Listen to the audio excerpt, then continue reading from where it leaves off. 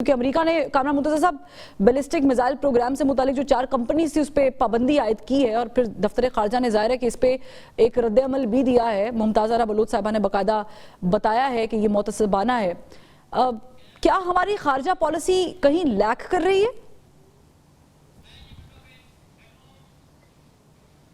मैंने ये बहुत अहम मामला था और सेनेट में जैसे ही तिलावत खत्म हुई मैंने इसको रेज किया था। चेयरमैन खुद बैठे थे, प्रिजाइड कर रहे थे। मैंने उनको कहा था कि आज सारा बिजनेस जो है ना उसको जो है वो पोस्टपोन कर दें और इस मामले को आप प्रायोरिटी पे लें। 2 मामला थे, एक जो 40 पाकिस्तानी जो है वो उस कश्ती के हादसे में शहीद हुए हैं। 40 लोगों का इस तरह से मरना ये बहुत बड़ी बात है और दूसरा ये अमेरिकन का हमारी 4 कंपनियों पर पाबंदी लगाना ये डिस्क्रिमिनेटरी है।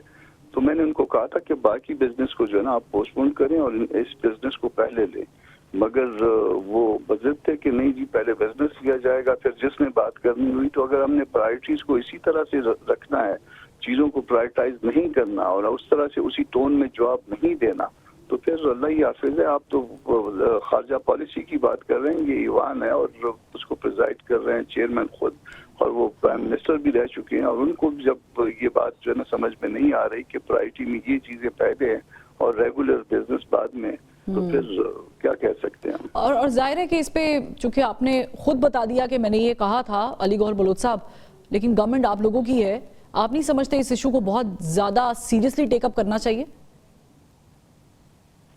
रहमान रहीम जी, यकीनी तौर पर बड़ा जाहिर है गवर्नमेंट ने सीरियस लिया है इस मामले को और आपने देखा है कि हमारी जो खारजा की वजारत है उन्होंने फौरी तौर पर इस पर जो है वो मतलब है कि अपना मौक़िफ़ दिया है और मैं समझता हूँ कि जाहिर है कि मतलब है हम अपनी सॉवरेनिटी पर तो किसी किस्म का कंप्रोमाइज़ नहीं कर सकते और जाहिर है ये पाबंदी वो एक मुल्क है अमेरिका, उन्होंने अगर वो समझते हैं और उन्होंने कोई इस तरह की पाबंदी लगाई है तो मैं समझता हूँ कि कोई इस किस्म का जो होच्छा हथकंडा है वो पाकिस्तान के जो दिफाई मामलात है उन पर हम किसी कीमत पे भी कंप्रोमाइज नहीं कर सकते। हम वो बढ़के तो नहीं लगाएंगे कि एब्सोल्युटली नॉट कहकर और फिर बाद में घुटनों को जो हाथ लगा लेना। नहीं, वैसे बज़ाहिर आप लोग उस पोजीशन पे भी नहीं है कि आप एब्सोल्युटली नॉट कहें किसी को भी। नहीं, एब्सोल्युटली नॉट बिल्कुल। जो मामलात हैं मेरा ख्याल है कि स्टेट कह चुकी है, जो लोग कह रहे हैं बार बार के कहीं से कोई पैगाम आएगा, कहीं से कोई खत आएगा और फोन आएगा, तो हम इंतजार में हैं कि वो फोन करवाएं या कोई खत लिखवाएं। मैं नहीं समझता कि पाकिस्तान के जो अंदरूनी मामलात हैं उनके ऊपर किसी मुल्क को, चाहे हमारे दिफाई हो चाहे हमारे सियासी, अच्छा इसमें एक चीज थोड़ी सी ये भी कैलकुलेट करने वाली है कि जाहिर है कि इस वक्त मैंने सवाल के आगाज में ये बोला था कि मैं एज अ पाकिस्तानी आपसे आपका तासुर जानना चाह रही हूँ क्योंकि ये एब्सोल्युटली नॉट पीटीआई के साथ लिंक किया जाता है। ये पीटीआई या नून लीग या JUIF या MQM ये पीपल्स पार्टी किसी का मसला नहीं है, पाकिस्तान का मसला है। नईम पंजोता साहब क्या जवाब? नहीं, मैं भी इधर एक गुजारिश करूंगा, मैं यही कहना चाह रहा हूं कि वो बढ़क नहीं लगानी चाहिए जिस पर कल बंदा पूरा ना उतर सके। ठीक तो जाहिर है एज अ नेशन कोई मुल्क चाहे जिस किस्म की मर्जी पाबंदी लगाए, मेरा एज अ एक हुकूमती पार्टी के एक कारकुन की हैसियत से मेरा ये मौक़िफ़ है कि हमारी जो स्टेट है, हमारी रियासत है और जो हमारी हुकूमत है वो उसको संजीदगी के साथ दबाव भी नहीं लेना चाहिए और संजीदगी के साथ इसको टेकअप भी करना चाहिए। हमारी पॉलिसीज जो है वो जारी रहेंगी। ठीक, नहीं पंजोता साहब आपको क्या लग रहा है, क्योंकि सोशल मीडिया पर ये लिंक भी किया जा रहा है कि शायद पाकिस्तान तहरीक इंसाफ की ये कोई काविश हो सकती है, लेकिन इसको on a very realistic note मुझे बताएं कि क्या खारजा पॉलिसी में और बेहतरियां लाई जा सकती हैं? बहुत शुक्रिया जी, आपने मौका दिया। देखें, हमारा तो बड़ा वाज़ेह मौक़िफ़ है, एब्सोल्युटली नॉट। किसी किस्म की मुदाखलत जो है हमारे इंटरनल मामलात के अंदर हम कभी भी बर्दाश्त नहीं करेंगे।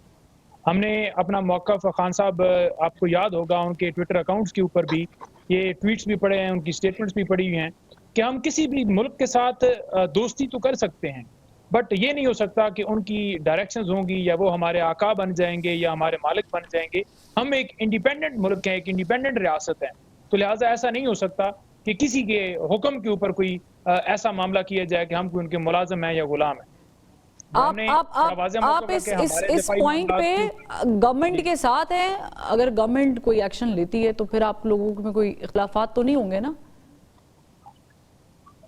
देखिए, बात यह है कि हम तो कह रहे हैं कि दिफाई जो मामला है उसके ऊपर बड़ा स्ट्रिक्ट रिस्पांस आना चाहिए। बिल्कुल ये गवर्नमेंट जैसे भी बनाई गई है, लेकिन जो मौक़िफ़ यहाँ से जाना चाहिए वो स्ट्रांग जाना चाहिए। ठीक। और उसके अंदर ये क्लियर होना चाहिए कि जनाब कोई आप इंटरफेरेंस नहीं कर सकते। और दूसरा ये भी कहना चाहिए कि जैसे वो कह रहे हैं कि कहीं हथियार इधर से उधर या जो है वो मूवमेंट जो है वो होगी या कोई मसला बनेगा, उनको कहा जाए कि आप क्यों जो है वो हथियार फिर तैयार कर रहे हैं, आप क्यों इसराइल को हथियार दे रहे हैं, उनसे भी पूछा जाए। वो कौन होते हैं हमसे पूछने वाले, हमसे कहने वाले कि आप ये ना करें, आप वो ना करें। ये हमारा अपना मामला है, कोई हम उसमें पुरतशद्दद काम नहीं कर रहे। ठीक है। और वैसे भी पाकिस्तान ने पाकिस्तान ने एक बड़ा लंबा अरसा, कामरान मुर्तज़ा साहब, दहशतगर्दी के खिलाफ जंग में ना सिर्फ हमारे वसाइल लगे हैं बल्कि हमारी जानें भी लगी हैं, जाने गए भी हैं। तो कामरान मुर्तज़ा साहब, मुझे ये बताइएगा कि आप लोगों का भी एक मामला अटका हुआ है गवर्नमेंट के साथ, और वो है मदारिस रजिस्ट्रेशन का मामला। अभी इसमें बज़ाहिर तौर पे डेडलॉक बरकरार है, लेकिन कोई उम्मीद की किरण जागी है?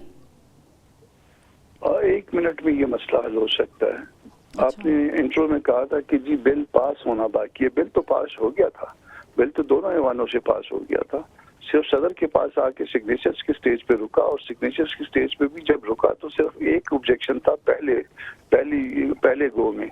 और जब वो स्टेज आया तो वो जब वापस उन्होंने रिटर्न किया कि जी इसमें कोई सब्स्टिट्यूशन या एडिशन का जो है इशू है, तो वो उसको कलमी गलती उन्होंने कह के रूल 216 में उसको करेक्ट कर दिया, और सदर ने खुद भी उसको एक्सेप्ट कर लिया।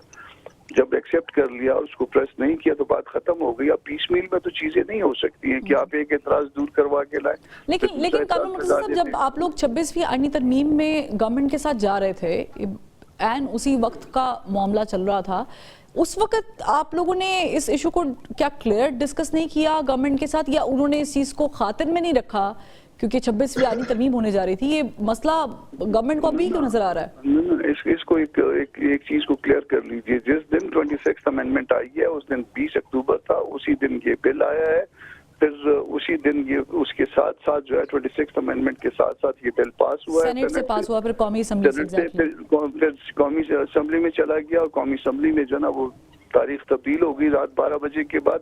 तो 20 और 21 के दरमियान जो है ये बिल पास हुआ है, और 26th अमेंडमेंट भी, और ये गवर्नमेंट बिल था। इसकी अप्रूवल बाकायदा जो है ना कैबिनेट ने दी है, और देन ये उसके साथ ही 21 तारीख को 26th अमेंडमेंट के साथ ही सदर साहब के पास चला गया, और सदर साहब ने बाकी चीजों के लिए तो नाश्ता अरेंज किया हुआ था उसको साइन करने के लिए।